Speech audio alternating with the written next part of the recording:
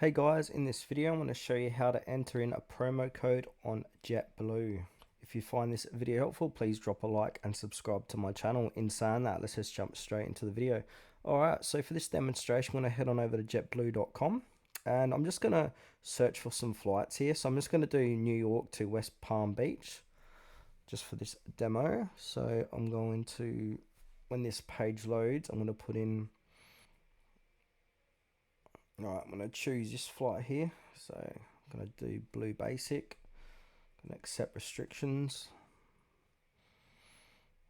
Alright, basically I just want to get to the checkout section of JetBlue, and that's where you can enter in your promo code.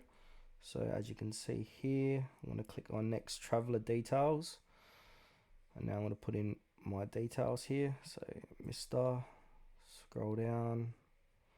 It all looks good.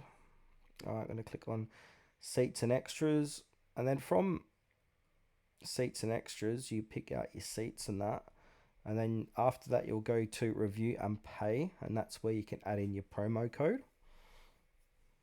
And every now and then, if they've got no promo codes available, you won't be able to see it. So let's just get to review and pay, see if there's any promo codes available for this particular flight.